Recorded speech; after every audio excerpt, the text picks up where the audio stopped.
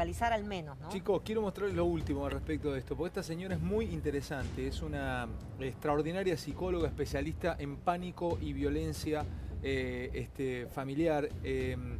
Se llama Alicia Cross, alguna vez ha hablado, ha comentado, ha charlado aquí cuestiones que tenían que ver con, sobre todo, tratamiento de, o qué pasaba con los violadores, o cuál era la inserción de aquel que había cometido un delito sexual en la sociedad.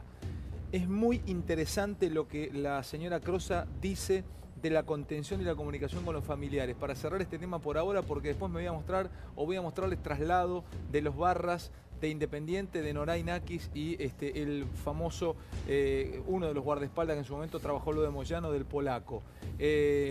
Además vamos a escuchar a Garabano y ahí me voy a meter con Eddie hablando de la cuestión mapuche, y ya además me queda el profe Esper que tiene algo para decirle a Sturzenegger.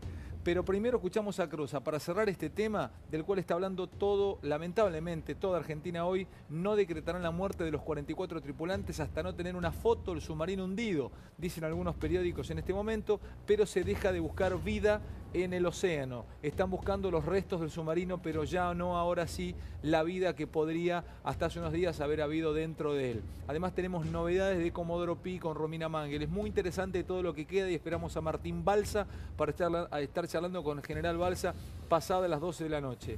Esta es la señora Crosa, psicóloga. Escuchen lo interesante de su opinión al respecto.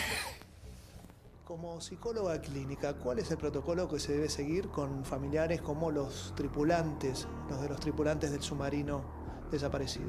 Ante una cuestión de siniestros como esta, tan lamentable, siempre hay un protocolo básico, pero después hay un protocolo individual que responde a las características de personalidad de cada una de las víctimas involucradas, víctimas familiares, ¿no? El proceso de duelo tiene varias etapas. Primero hay una situación de shock, obviamente, que mucho más intenso es cuanto menos previsto estaba, ¿no es cierto? Y luego hay una situación de reparación, que empieza la reparación a partir de la elaboración, que es una expresión hasta facial, orgánica y psicológica de tristeza, y después estaría la posibilidad del duelo, siempre pasando por una crisis previa que es la bronca, ¿no es cierto? Teniendo en cuenta que hubo ciertas idas y vueltas con la información, ¿esto conspira contra la contención de la familia? Totalmente, conspira totalmente porque, es decir, es muy difícil producir claridad donde hubo oscuridad. ¿Cuál es la secuela psicológica que pueden sufrir los familiares si esto no se aclara debidamente? Las secuelas pueden ser enormes, justamente porque al no haber habido una aclaración debida, al no haberse podido manejar debidamente desde el inicio y al no tener desde el inicio la veracidad de los hechos con los cuales los terapeutas pueden empezar a trabajar, es evidente que el individuo va a quedar muy clavado en una de las tres fases que sigue el duelo, que es la bronca, y eso es muy difícil de reponer. Así que es muy probable que mucha gente quede en estado de duelo patológico, indefinidamente, sobre todo los menores, ¿no? Los menores, es decir, es muy difícil con un niño poder instalarle la idea de la muerte. Todos estamos condenados a la muerte, pero una cosa es la elaboración propia que uno puede hacer respecto de su propia muerte y de la muerte de un cercano, a una muerte súbita como esta, ¿no es cierto? Y que encima no aparecen los cuerpos o están en camino de no aparecer, porque de acuerdo con las informaciones, el rescate tal vez sea muy, muy difícil y a lo mejor hasta imposible.